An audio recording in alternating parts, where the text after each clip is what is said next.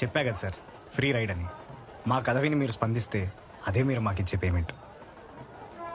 Sir, ఆ రోజు మిమ్మల్ని అన్న మాటలు మనసులో పెట్టుకోకండి సార్. మిమ్మల్ని నా గుండా నా కొడుకు నుంచి కాపాడడానికే అలా మాట్లాడాను. ఆడి మీద 6 నెలల నుంచి షూట్ అట్ సైడ్ ఆర్డర్లు ఉన్నాయి సార్. ఆ పోలీసులే ఏం చేయలేకపోయారు, మీరేం చేస్తారు సార్? ఆడిని చంపినా ఆడి పక్కన ఇంకొకటి పుట్టుకొస్తాడు సార్. అలాంటి ఎదవలు ఈ సిస్టంలో మొలవకుండా చూడాల్సిన రైతు సార్ మీరు.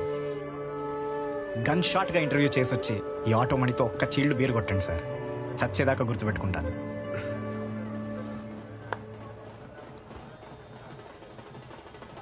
All the best sir. Thank you, all the best.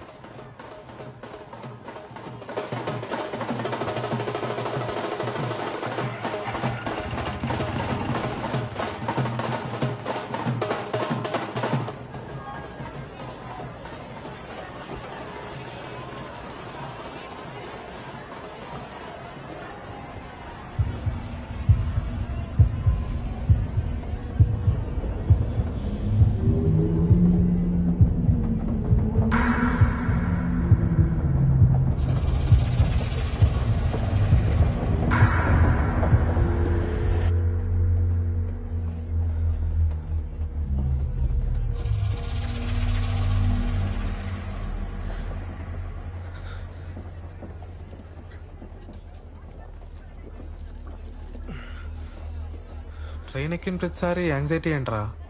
Panic అవుతావు, అయినా సరే ట్రైన్లోనే వెళ్ళాలంటావు. మనిషిని డిఫైన్ చేసేదే మెమరీస్ రా. వాటిని ఫేస్ చేయాలే కానీ పారిపోకూడదు. వాట్ ఎవర్ రా.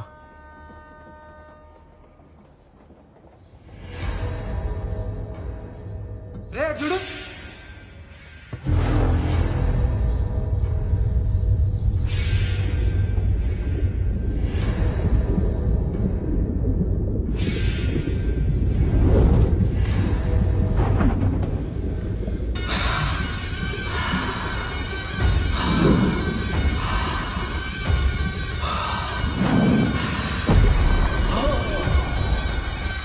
ఆటో మణిరా. అవునరా.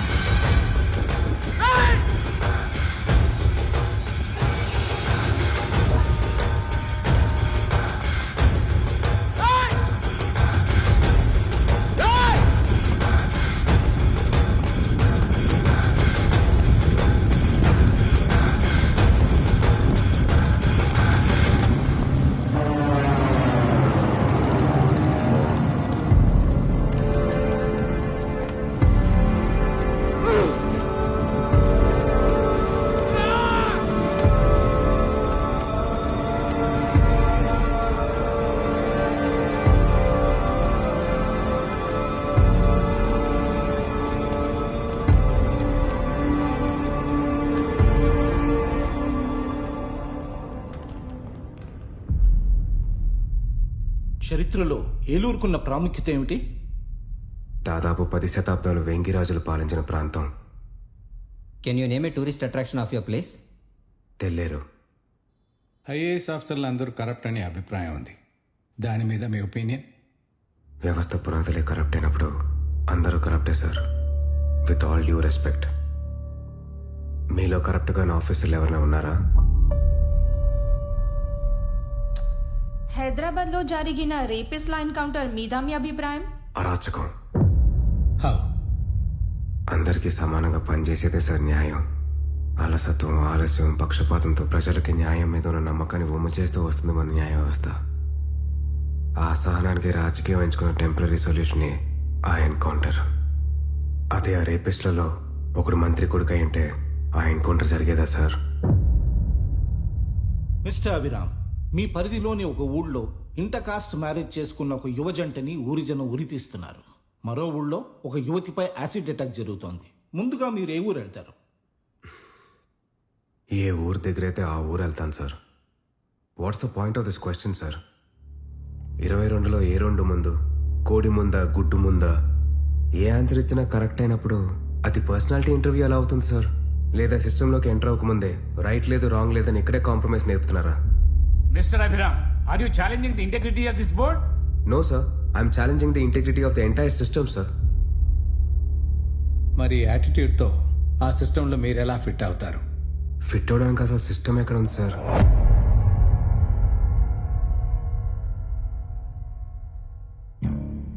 రాజకీయ నాయకులు, ప్రభుత్వ ఉద్యోగులు, కోర్టులు, ఈ 3 గుర్రాలు రాజ్యాంగాన్ని సమంగా లాగుతూ ఒకరి తప్పులో ఒకరు ఖండించుకుంటూ ముందుకెళ్తున్నప్పుడే ఈ బండి రోడ్డు మీద ఉంటుంది. కానీ మదం ఎక్కిన ఈ రాజకీయ గుర్రం కాటి తప్పి మిగతా 2 గుర్రాలని ఇష్టం వచ్చినట్టు ఈడ్చుకెళ్తుంటే ఎక్కడుంది సార్ సిస్టమ్? కొన్ని లక్షల మందిని ఫిల్టర్ చేసి దొరికిన వాల్యుబుల్ బ్రెయిన్స్ అన్నింటినీ సిస్టంలోకి తోస్తున్నాం. కానీ వాళ్ళకు నిజాయితీగా పనిచేసే అవకాశం ఎక్కడుంది సార్? ఇది పర్సనాలిటీ ఇంటర్వ్యూ అయితే ఈ పర్సనాలిటీ అక్కడెలా మిస్ అవుతుంది సార్?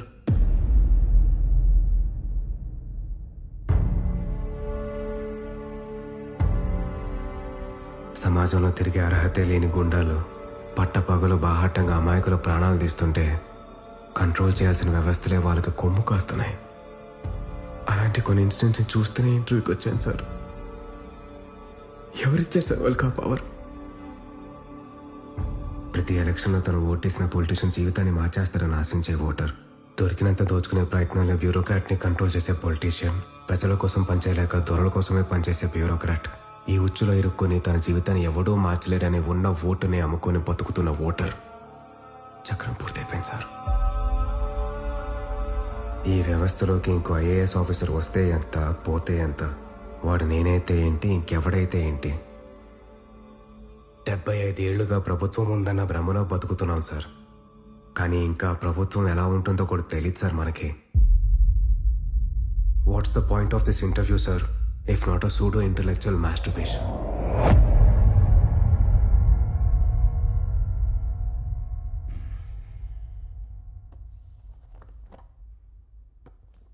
మిస్టర్ అభిరామ్, ఈ టెంపర్మెంట్తో మీరు ఈ ఫీల్డ్లో పనికిరారు. I'm sorry. Thank you sir. నేను కూడా అదే రియలైజ్ అయ్యాను. ఒక సివిల్ సర్వెంట్తో జరిగిన ఈగో క్లాష్తో ఈ గేమ్లోకి ఎంటర్ అయ్యాను. కానీ వచ్చే దారిలోనే అర్థమైంది ఈ ఆటలో రూల్స్ లేవని, ఇది ఆట కాదు ఆట వికమ్మని.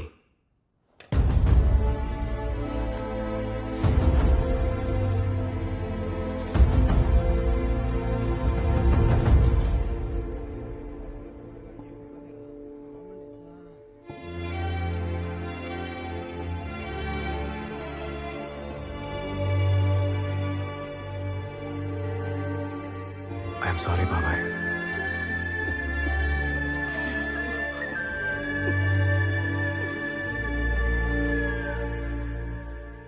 ఇవన్నీ మా అన్నయ్య కంపైల్ చేసిన రీసెర్చ్ రిపోర్ట్స్ అంకుల్. ఇల్లు ఖాళీ చేస్తుంటే దొరికాయి. ఇది ఖచ్చితంగా ఒక పొలిటికల్ మర్డర్ అనిపిస్తుంది. I wish I could help, but system respond కానప్పుడు నేను అక్కడనే ఏం చేయగలనమ్మా? నేను యూఎస్కి వెళ్ళగానే డబ్ల్యూహెచ్ఓలో రిపోర్ట్ చేస్తాను. మీరు ఇక్కడి నుంచి ఈ కేసు రీఓపెన్ చేయడానికి మాత్రం హెల్ప్ చేస్తారా అంకుల్?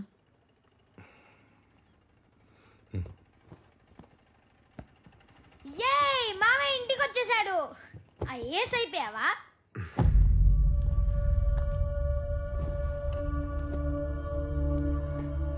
ఇంటర్వ్యూ ఏమైంది? ఏమవుద్ది, మీరు కోరుకున్నట్టే జరిగింది అంకుల్. మనోడు ఇంటర్వ్యూ దబ్బెట్టాడు. మీరు వెళ్ళి మళ్ళీ బోస్టన్ టికెట్లు బుక్ చేయండి. ఈసారి బిజినెస్ క్లాస్ బుక్ చేస్తాలే.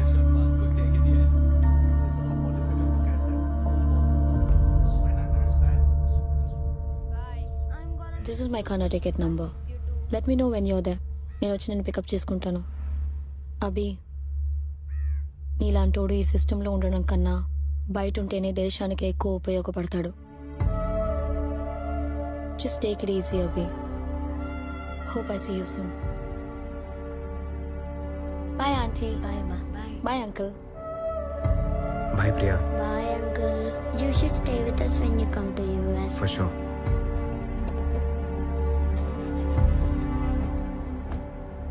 Bye.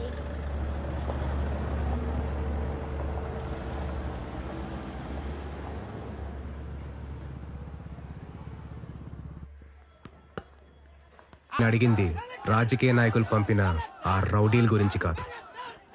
ఈ దీక్ష గురించి. వీళ్ళు అసలు 2 వారాలు అవుతుంది. ఫెయింట్ అయ్యి కొద్దీ ఒక్కొక్కరిని హాస్పిటల్ తోసుకెళ్తున్నాం కానీ ఒక్కడు రాలిపోతే ఇంకోటి వాళ్ళ ప్లేస్ లో కూర్చుంటున్నాడు.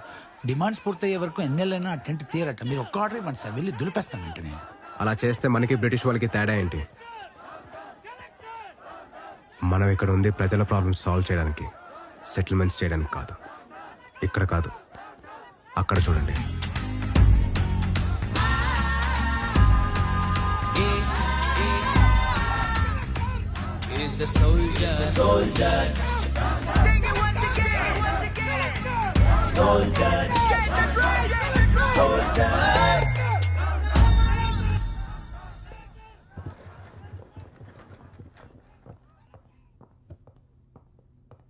Please be seated.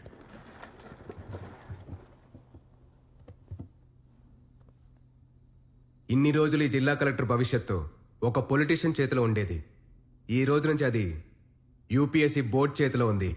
అంటే ఇండైరెక్ట్గా మీ అందరి భవిష్యత్తు నా చేతిలో ఉంది. As you all know, collector is the supreme authority of the district and I am that supreme authority. పాత పద్ధతికి కొత్త పద్ధతికి ఒకటే తేడా. ఇది వరకు పొలిటీషియన్ ఇళ్లలో సీక్రెట్గా జరిగిన సెటిల్మెంట్లు ఈ రోజు నుంచి ఇక్కడే లీగల్గా, పబ్లిక్గా, పీస్ఫుల్గా జరుగుతాయి. చిటికేసినట్టు వ్యవస్థని మార్చేయడానికి ఇది సినిమా కాదు. నేను భారతీయుణ్ణి కాదు, అపరిచితుణ్ణి కాదు. బై చాయిస్ చెడి బతకాలనుకునే మనిషిని ఎవడూ మార్చలేడు, సిస్టమ్ ప్రకారం శిక్షించడం తప్ప. మీలో చాలా మంది మంచిగా బతకాలనుకుని బతకలేని ఆఫీసర్లు ఉన్నారు. వాళ్ళకు ఆ అవకాశం కల్పించడమే నా లక్ష్యం. అదే అసలైన మార్పు. కొత్తగా వచ్చిన ప్రతివాడు ఇలాగే వాగుతాడులే అని ఎటకారంగా చూసే వాళ్ళు మాత్రం పక్క జిల్లాకి ఇప్పుడే ట్రాన్స్ఫర్లు పెట్టుకోండి, లేదంటే మీ కెరీర్లు నాశనం అవుతాయి. ఇది నా గ్యారంటీ.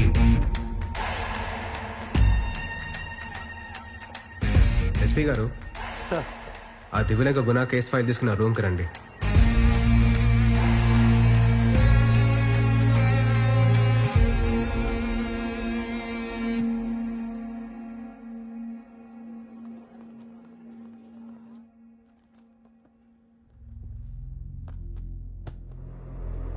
పద్నాలుగు మర్డర్లు, 4 రేప్లు, మొత్తం 18 కన్విక్షన్లు, 6 నెలలుగా shoot at sight orders. How do explain this? Sir ఒక స్పెషల్ టీంతో 6 నెలలుగా ఎదుగుతూనే ఉన్నాం సార్. మీరు ఎస్ఐగా జాయిన్ అయ్యి ఎన్ని రోజులైంది? 3 months sir. Shoot at sight orders అంటే ఏంటి? జైల్లో ఉండాల్సిన ఖైదీ బయట తిరుగుతూ ప్రజల మాన ప్రాణాలకు హాని కలిగిస్తుంటే కనపడిన చోటే కాల్చి చంపమని కోర్టు ఇచ్చే ఆర్డర్ సార్. వాడు బయట జనాలందరికీ బాగానే కనపడుతున్నాడే. మీకేమైనా సెలెక్టివ్ విజన్ అనే జబ్బుందా? సార్ వచ్చిన రోజే నా పర్మిషన్ లేకుండా నా స్టాఫ్ని పిలిపించి వాళ్ళ ముందే నన్ను పచ్చిగా ఇన్సల్ట్ చేస్తున్నారంటే ముసుగులో గుద్దులాటలు ఎందుకు లేండి, పచ్చిగానే మాట్లాడుకుందాం. గుణాన్ని టచ్ చేస్తే విశాఖ వాణి గారి మీద డైరెక్ట్గా వార్ డిక్లేర్ చేసినట్టే. గుణాతో పాటు వాడిని చంపిన వాడు కూడా సమాధికి వెళ్తాడు. ఇది ఊర్లో అందరికీ తెలిసిన విషయం. ఆ ట్రాన్స్ఫర్ నుంచి ఎవరు కాపాడతారు సార్ మమ్మల్ని? ఈ డ్యూటీతో పాటు ఇంట్లో ఉన్న పిల్లల్ని చూసుకోవాల్సిన డ్యూటీ కూడా ఉంది సార్ మాకు. ఎస్పీ గారు, మీరు అర్జెంటుగా ఐజీ గారితో మాట్లాడి పక్క జిల్లాగా ట్రాన్స్ఫర్ పెట్టుకోండి. ఇంట్లో డ్యూటీ చూసుకోండి. డిస్పర్స్.